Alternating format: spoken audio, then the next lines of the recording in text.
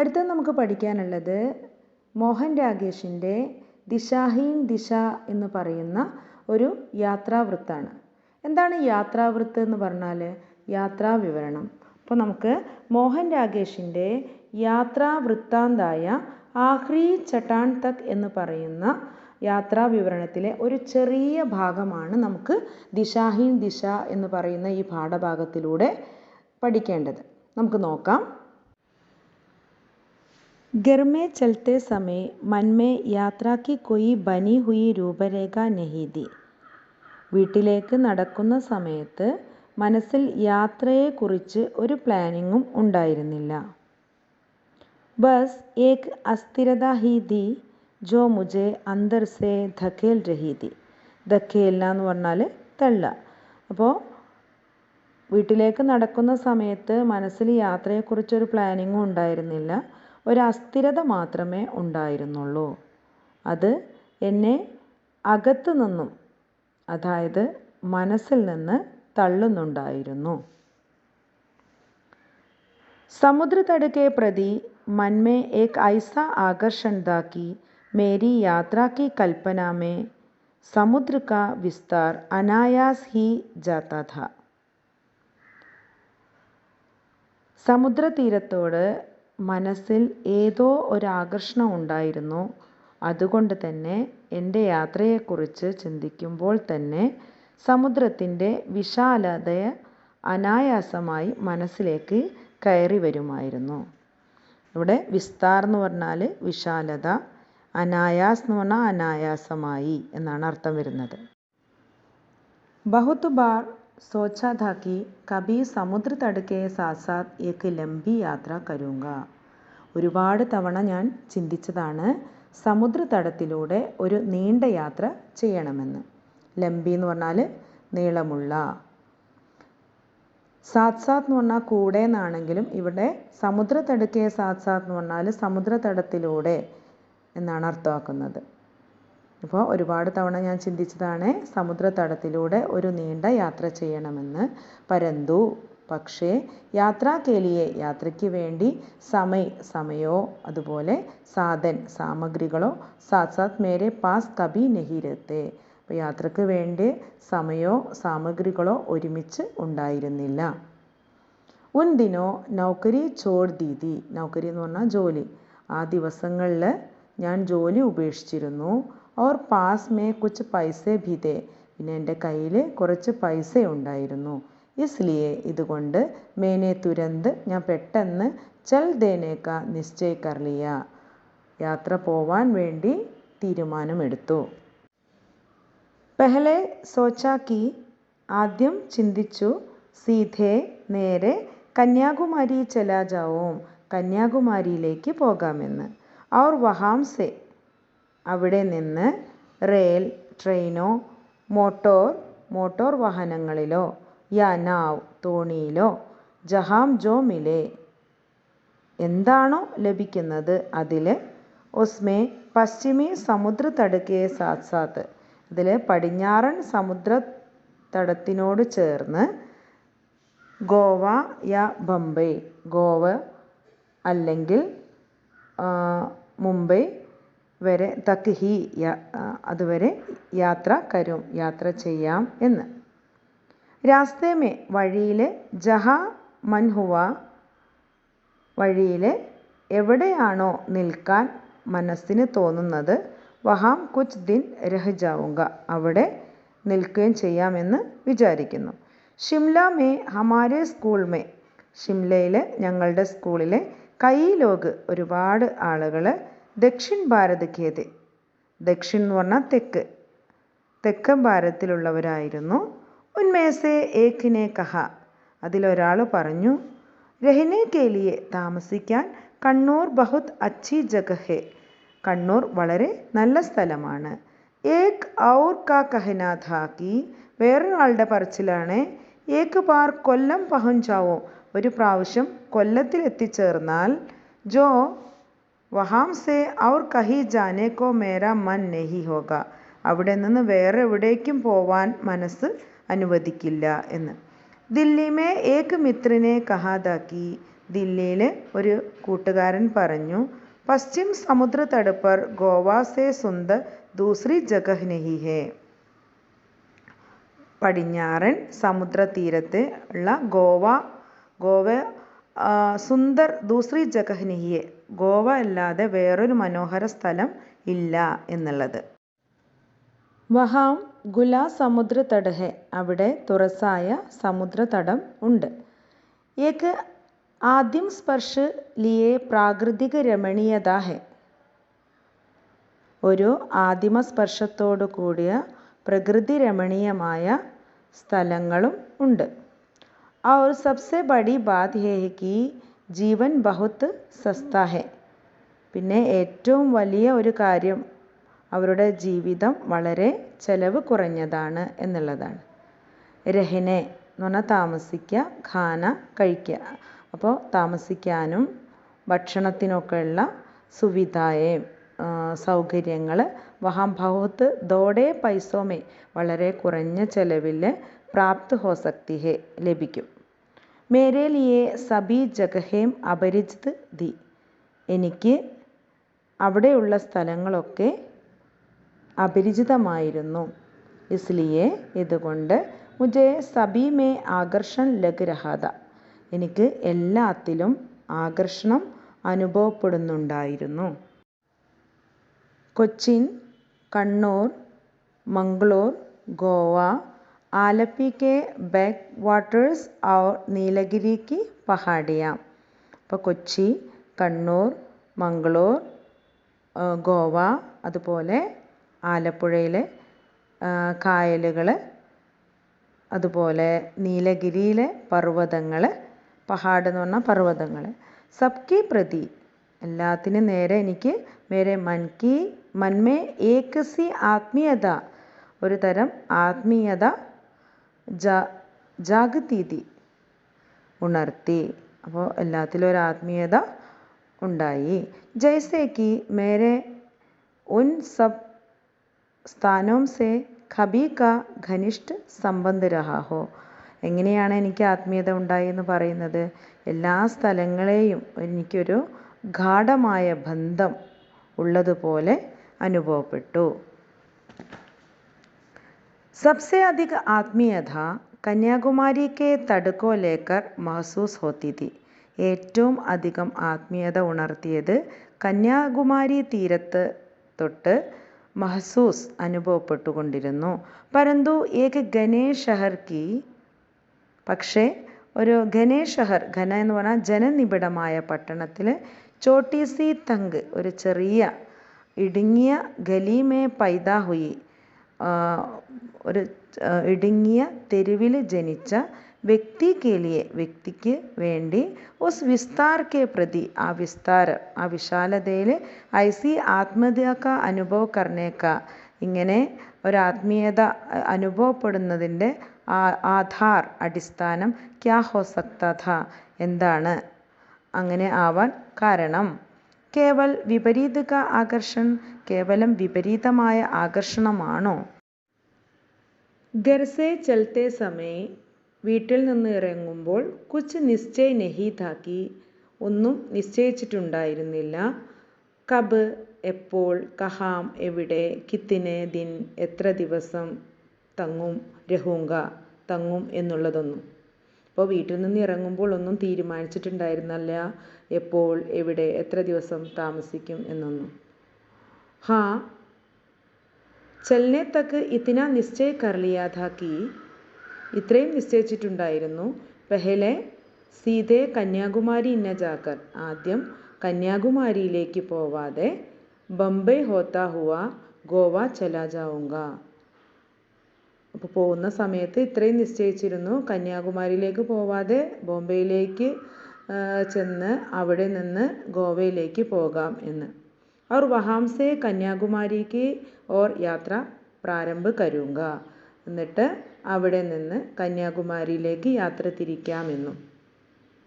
യഹ് ഇസ്ലിയെ ചാഹതാ ഥാ കി Mary യാത്ര കാ അന്തിം പഠാവ്, പഠാവ് എന്ന് പറഞ്ഞാൽ താവളം, അന്തിം പഠാവ് അവസാന താവളം കന്യാകുമാരി ആവണമെന്നുള്ളത്. അപ്പോൾ പോകുന്ന സമയത്ത് ഒന്നും തീരുമാനിച്ചിരുന്നില്ല എപ്പോൾ എവിടെ എത്ര ദിവസം തങ്ങും എന്നുള്ളത്. പക്ഷേ ഇത്രയും നിശ്ചയിച്ചിരുന്നു, കന്യാകുമാരിക്ക് പോവാതെ ബോംബെയിലേക്ക് പോയിട്ട് അവിടെ നിന്ന് ഗോവയിലേക്ക് പോകാം, എന്നിട്ട് അവിടെ നിന്ന് കന്യാകുമാരിയിലേക്ക് തിരിക്കുക എന്നുള്ളത്. അങ്ങനെ ഞാൻ തീരുമാനിക്കാൻ കാരണം ഞാൻ ആഗ്രഹിച്ചത് എന്തുകൊണ്ടെന്നാൽ എൻ്റെ യാത്രയുടെ അവസാന താവളം കന്യാകുമാരിയിലായിരിക്കണം എന്നുള്ളത് കൊണ്ടാണ്. ഡിസംബർ സൺ ഭാവൻ കി 25 താരീഖ്, വർഷം 1952, 25 December. Third class K ഡിബ്ബെ may, third class കമ്പാർട്ട്മെൻറ്റിലെ ഊപ്പർ കി സീറ്റ്, മുകളിലത്തെ സീറ്റ്, ബിസ്തർ ബിഛാനെ കോ മിൽ ജായേ, കിടക്ക വിരിക്കാൻ കിട്ടുക എന്നുള്ളത്, വോ ബഡി ബാത് ഹോത്തി ഹെ, ഒരു വലിയ കാര്യം തന്നെയാണ്. മുझे ഊപ്പർ കി സീറ്റ് മിൽ ഗയി തി, എനിക്ക് മുകളിലത്തെ സീറ്റ് ലഭിച്ചിരുന്നു. സോച്ച് രഹാ താ കി, ചിന്തിച്ചു, അബ് ബംബൈ തക് കി യാത്രാ മേ, ഇനി മുംബൈയിലേക്കുള്ള യാത്രയിൽ കൊയ് അസുവിധ നഹി ഹോഗി, യാതൊരു ബുദ്ധിമുട്ടും ഉണ്ടായിരിക്കില്ല എന്നുള്ളത്. രാത് കോ ടീക് സേ സോ സകൂങ്ക, രാത്രിയിൽ വളരെ നന്നായി ഉറങ്ങാൻ സാധിക്കും എന്ന്.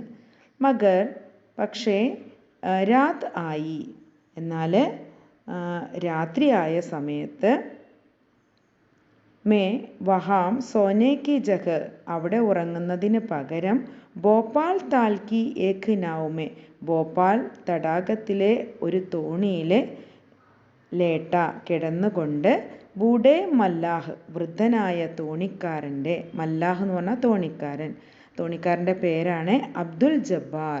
അപ്പോൾ വൃദ്ധനായ തോണിക്കാരനായ അബ്ദുൽ ജബ്ബാറിൻ്റെ ഗസലേം സുൻ രഹാദ, ഗസൽ കേൾക്കുകയായിരുന്നു.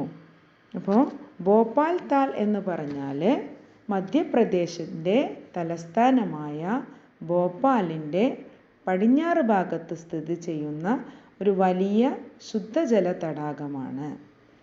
ഇതിനെ ഭോജ്താൾ എന്ന പേരിലും അറിയപ്പെടുന്നുണ്ട്. ഭോപ്പാൽ വാസികൾക്ക് ഒരേ ഒരു കുടിവെള്ള സ്രോതസ്സാണ് ഭോപ്പാൽ തടാകം.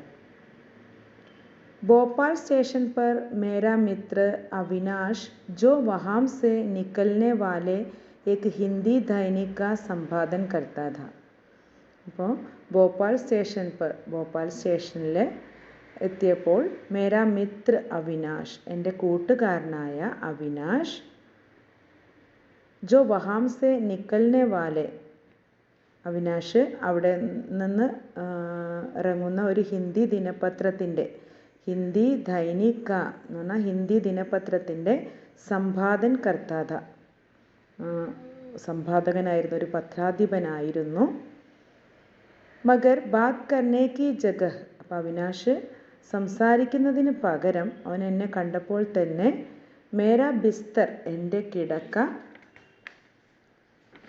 ലപേട്ട് കർ, ചുരുട്ടിയിട്ട്, ഗിഡ്കി സെ ബാഹർ ഫേങ്ക് ദിയ, ട്രെയിനിലെ വിൻഡോൻ്റെ ഉള്ളിൽ കൂടി എറിഞ്ഞു. ഔർ ഖുദ് മേരാ സൂട്ട് കേസ്, എന്നിട്ട് സ്വയം എൻ്റെ സൂട്ട് കേസും എടുത്ത് നീച്ചെ ഉതർ ഗയ, താഴേക്ക് ഇറങ്ങി. ഇസ് തര മുझे ഏക് രാത് കെ ലിയേ, ഇപ്രകാരം ഒരു രാത്രി വേണ്ടി, വഹാം രഹ് ജാന പട, ഒരു രാത്രി എനിക്ക് അവിടെ തങ്ങേണ്ടി വന്നു. രാത് കോ 11 കെ ബാദ്, രാത്രിയിലെ 11 മണിക്ക് ശേഷം, ഹം ലോഗ് ഘൂംനെ നിക്കലെ, ഞങ്ങൾ കറങ്ങാൻ വേണ്ടി പുറപ്പെട്ടു. ഘൂംത്തെ ഹുയെ, അങ്ങനെ ചുറ്റിക്കറങ്ങി.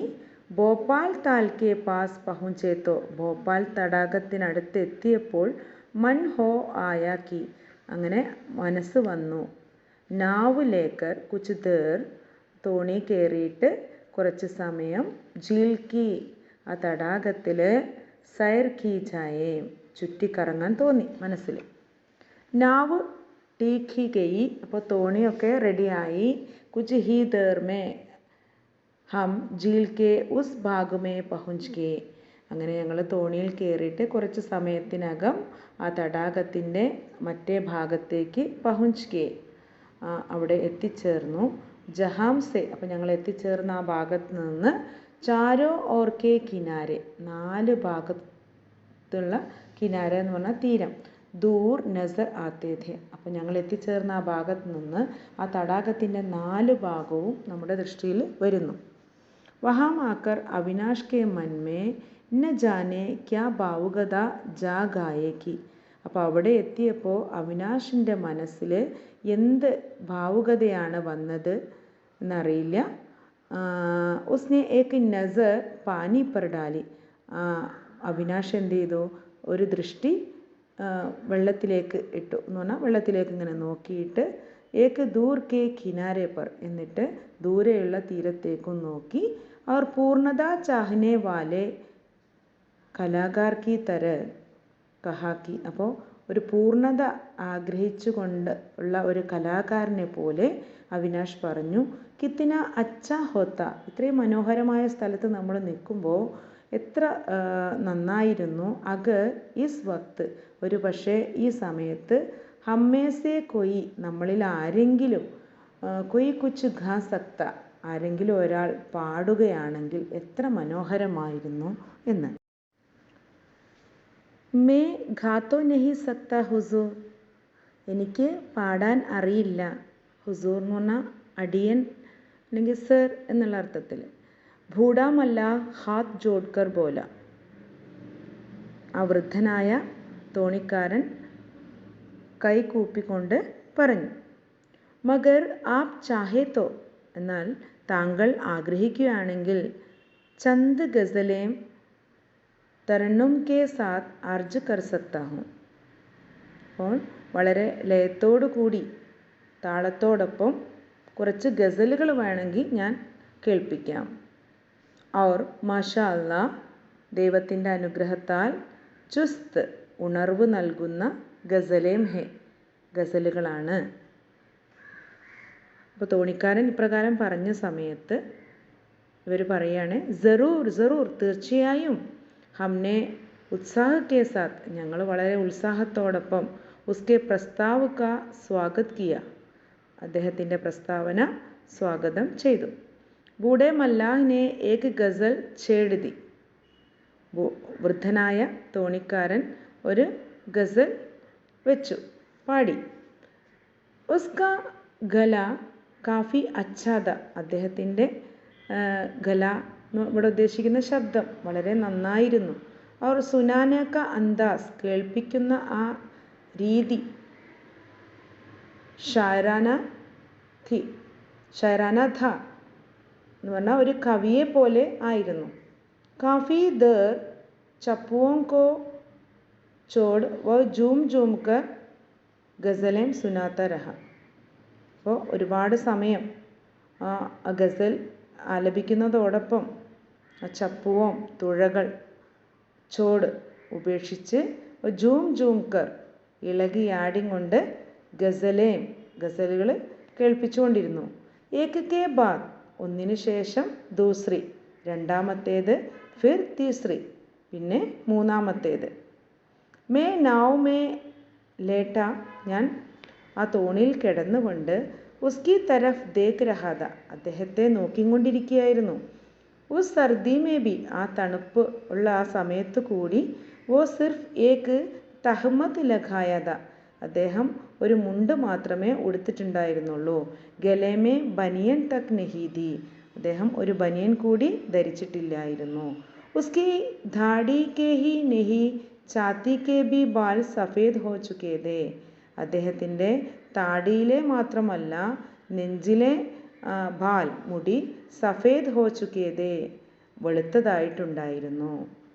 ജബ് വ ചപ്പു ചലാനെ ലഗത്ത തോ, അദ്ദേഹം എപ്പോഴാണോ തുഴയുന്നത്, ചപ്പു എന്ന് പറഞ്ഞാൽ തുഴയുന്നത്, ഉസ്കി മാംസപേശിയാം, അദ്ദേഹത്തിൻ്റെ മാംസപേശികൾ, ഇസ് തരഹിൽത്തി, ഇപ്രകാരം ഇളകി, ജയ്സെ, ഉദാഹരണമായിട്ട്, ഉന്മേ ഫൗലാദ് ബരാഹോ, ഫൗലാദ് എന്ന് പറഞ്ഞാൽ ഉരുക്ക്, അയൺ, അതിൽ അയൺ നിറഞ്ഞിട്ടുണ്ട് എന്നുള്ള, നല്ല മാംസപേശി, നല്ല ഇത്രയും വയസ്സായിട്ടും നല്ല ആരോഗ്യം ഉള്ള ആൾ എന്നാണ് അവിടെ അർത്ഥമാക്കുന്നത്.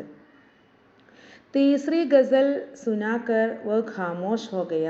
മൂന്നാമത്തെ ഗസലും കേൾപ്പിച്ച് അദ്ദേഹം മൗനമായിട്ട് നിന്നു. ഉസ്കെ ഖാമോഷ് ഹോ ജാനെ സെ സാരാ വാതാവരൺ ഹി ബദൽ ഗയ. അദ്ദേഹം നിശബ്ദമായ സമയത്ത് എല്ലാ വാതാവരൺ എന്ന് പറഞ്ഞാൽ അറ്റ്മോസ്ഫിയർ മാറിപ്പോയി. രാത്രിയിൽ സർദി ഔർ നാവുക ഹിൽന, തണുപ്പിൻ്റെയും അതുപോലെ ആ തോണിയുടെയും ഹിൽന എന്ന് പറഞ്ഞാൽ ആ ആട്ടം, ഇളക്കം.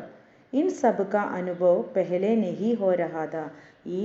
ഇതിൻ്റെ ഒന്നും അനുഭവം മുൻപുണ്ടായിരുന്നില്ല എന്ന് പറഞ്ഞാൽ തോണി കയറുന്ന സമയത്ത് ഇളകിയാടും അല്ലേ.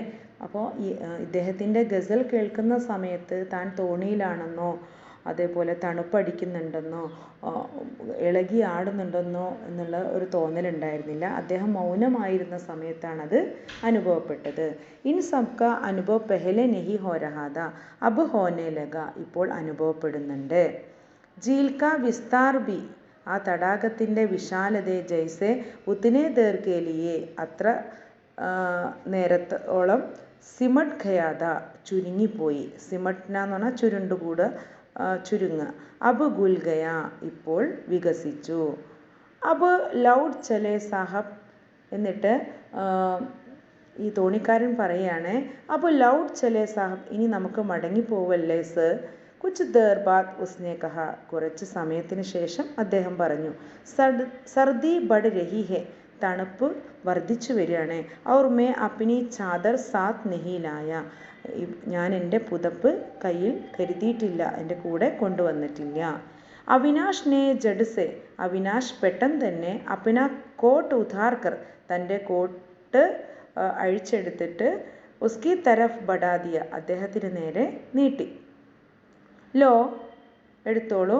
തും യഹ് പഹൻ ലോ, നിങ്ങളിത് ധരിച്ചോളൂ. അബി ഹം ലൗട്ട് കർ നഹി ചലേഗെ, ഇപ്പോൾ നമ്മൾ മടങ്ങി പോകുന്നില്ല. തുമേ കൊയി ഖാലിബ് കി ചീസ് യാദ് ഹോ തോ സുനാവോ, നിങ്ങൾക്ക് ഖാലിബ് എന്ന് പറഞ്ഞാൽ മിർസ ഖാലിബിനാണ് ഉദ്ദേശിക്കുന്നത്. അദ്ദേഹത്തിൻ്റെ എന്തെങ്കിലും കവിതകൾ ഓർമ്മയുണ്ടെങ്കിൽ അത് കേൾപ്പിക്കൂ. ബൂഡെ മല്ലാഹിനെ എത്രാസ് നഹി കിയ, ആ വൃദ്ധനായ ആ തോണിക്കാരൻ എതിർപ്പൊന്നും പറഞ്ഞില്ല. ചുപ് ചാപ്പ് അവിനാഷ് കാ കോട്ട് പഹൻ ലിയ, നിശബ്ദനായും കൊണ്ട് അവിനാഷിൻ്റെ ആ കോട്ട് ധരിച്ചു. അവർ ഖാലിബ് കി ഏക് ഗസൽ സുനാനെ ലഗ, ആ ഖാലിബിൻ്റെ ഒരു ഗസൽ കേൾപ്പിക്കാൻ തുടങ്ങി. ആ ഗസൽ പറയുന്നതാണ്. മുദ്ദത്ത് ഹുയി ഹേ യാർ കോ മെഹമാം കിയേ ഹുയേ, ഒരുപാട് ദിവസമായി അതിഥി എന്ന് തുടങ്ങുന്ന ഈ കവിത, ഈ ഗസൽ പറഞ്ഞുകൊണ്ട് ഈ യാത്രാ വിവരൺ അവസാനിക്കുകയാണ്.